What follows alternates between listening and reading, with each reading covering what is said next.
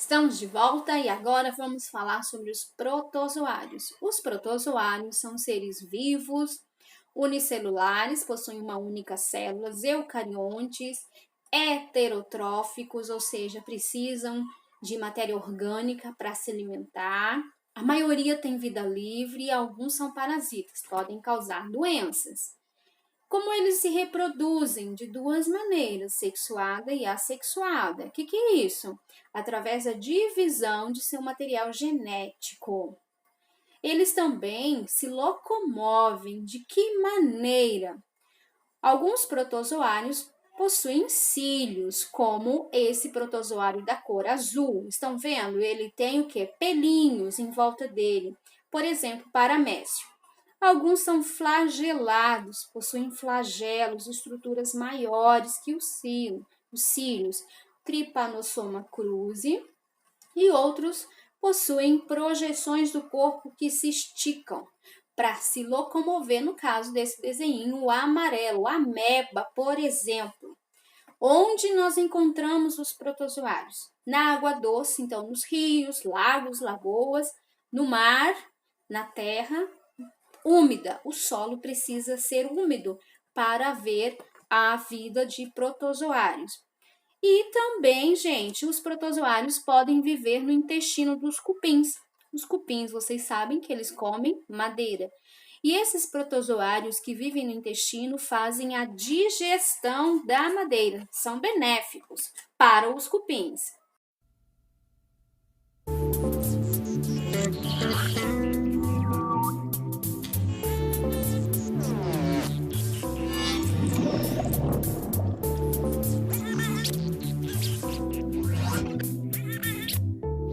Biodiversidade. Retratos do reino animal. Distribuição sinapse. Paramécios e companhia. Não estão vendo nada? Ainda não? E agora? Bom, é um girino de 3 centímetros. E aqui, bem menor, 10 vezes menor. Com suas longas antenas, é uma pulga d'água, um pequeno crustáceo, que pode ser bem observado com uma lupa. Esse é um outro crustáceo, um ciclope. Mas existem outros ainda menores, muito menores. Um mundo inteiro invisível a olho nu, de 8 a 10 vezes menor que 1 milímetro. Esses são os mais conhecidos desse mundo, os paramécios. Cada indivíduo mede por volta de 0,12 milímetros. Os paramécios têm uma parte dianteira e uma traseira. Em primeira ou em marcha ré, deslocam-se nos 2 sentidos. Graças aos batimentos ritmados dos cílios que os recobrem, os paramécios deslocam-se girando em torno de si mesmos. Os batimentos dos cílios servem para atrair presas. Essas são bactérias bem menores.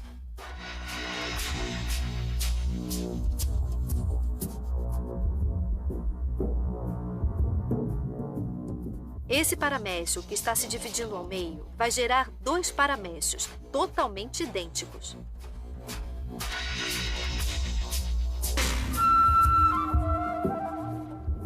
Mas também pode acontecer de 2 paramécios se encontrarem e se fecundarem mutuamente, num processo mais complexo.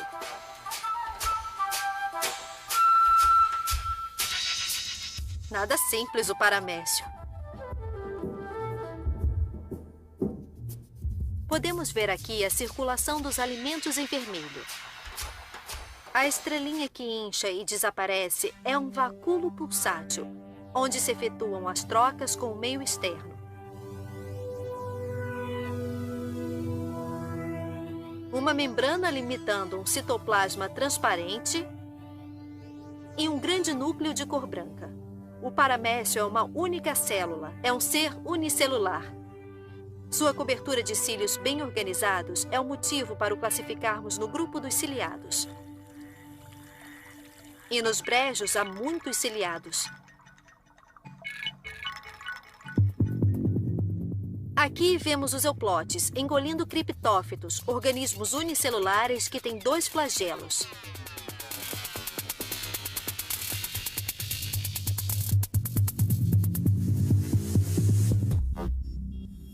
E aqui o estentor, que mede 2 milímetros.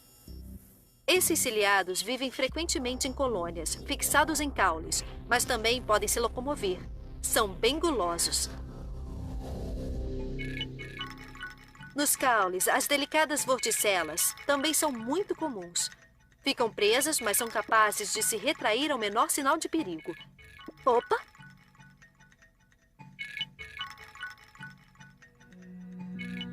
Os ciliados são estranhos. Quando falta comida, entram num ritmo de vida desacelerado, envolvendo-se numa proteção espessa. Quando a situação melhora, a atividade recomeça. Os movimentos dos cílios desgastam a proteção que, cada vez mais fina, acaba se rompendo. Mas atenção! Nesse mundo invisível, é bem difícil diferenciar os animais pluricelulares de mesmo tamanho. Ainda por cima, quando tem coroas de cílios como os rotíferos. Já outros unicelulares, não ciliados, têm aspectos que podemos reconhecer. As amebas se deslocam deformando o citoplasma.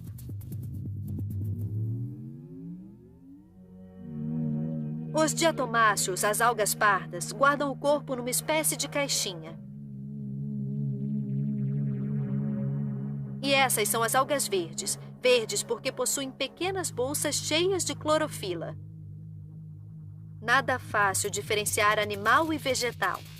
Assim, as euglenas alimentam-se ora como animais, utilizam a matéria orgânica, ora como vegetais, graças à clorofila e à luz. Então, os unicelulares não formam um grupo único. São bem mais numerosos do que os pluricelulares. Estão presentes em todos os ambientes.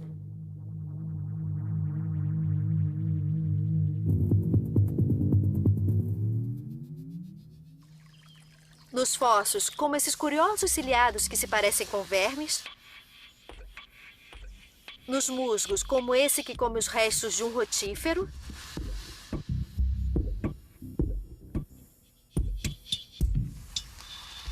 Ou esse outro que saboreia o longo filamento de uma cianobactéria.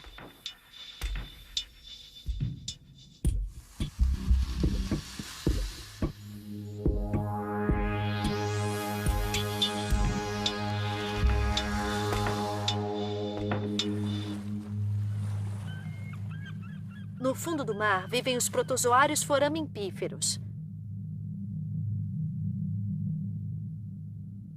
Protegidos ou não por uma carapaça calcária, alimentam-se e locomovem-se graças aos prolongamentos de seus citoplasmas. Enfim, dentre os unicelulares, existem verdadeiros parasitas humanos.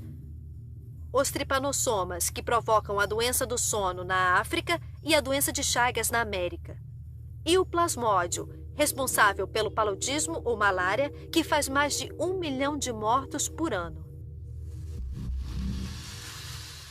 A imensa maioria dos unicelulares é, no entanto, inofensiva ao homem. Ainda bem, pois eles vivem em todos os lugares. Versão brasileira, Alcateia.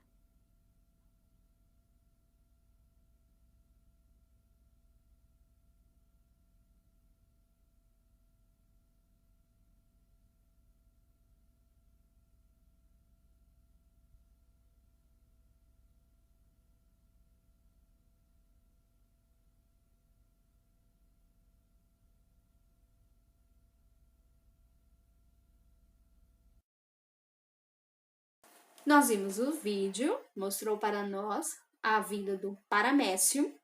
Agora nós vamos estudar um pouquinho mais sobre um protozoário que é o Trypanosoma cruzi.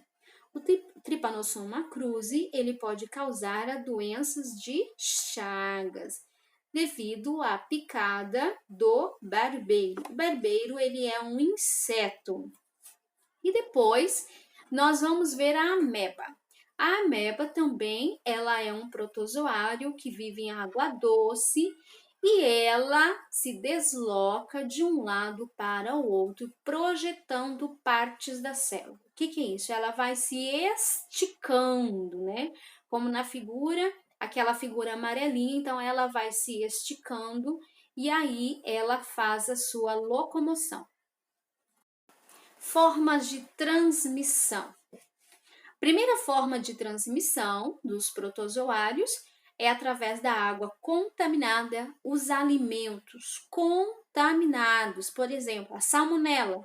Salmonela é uma doença bacteriana que pode provocar infecção intestinal. E ela acontece através dos alimentos contaminados, por isso a importância da boa higienização. Através da pele, fungos, micose, frieira, picadas de insetos, a dengue, contato com gotículas de saliva, por exemplo, coronavírus. Vamos agora relembrar algumas doenças causadas por micro-organismos. Por exemplo, a dengue, ela é uma doença causada pelo Aedes aegypti. Forma de transmissão, lógico, claro, gente? A picada do inseto. Outra doença que a gente pode falar é a malária. Um micro-organismo é o quê? O protozoário plasmódio, que pode causar a doença malária. E qual é a forma de transmissão? Também a picada do inseto, a fêmea, o inseto Anopheles. E outra doença que nós estamos até cansados de falar, a Covid-19. Micro-organismo SARS-CoV-2, vírus, e forma de transmissão. São várias, Gotas de saliva, contato pessoal, objetos, superfícies contaminados. E a micose? A micose é uma doença causada por fungo e também ela passa para uma pessoa para outra através do contato direto. A cólera é outra doença bacteriana causada pelo vírus Vibrio colérico, bacteriano. Forma de transmissão é através da água, alimento, utensílios contaminados. Doenças de Chagas, nós acabamos de ver que é causado pelo protozoário Trypanosoma cruzi e a forma de transmissão através da picada do barbeiro. E a giardíase, também causada por fungo. Os micro-organismos ajudam na produção e na qualidade dos alimentos, principalmente na fermentação, laticínios em geral e em conserva. Fermentação, nós vimos o pão, bolo, laticínios, Queijos, requeijões, conservas, cogumelo, milho verde em geral, e também ajudam na decomposição de restos de seres vivos, atuante e importante para o meio ambiente. E assim nós encerramos a nossa aula dessa semana. Espero que vocês tenham aprendido. Um grande abraço e até a próxima semana.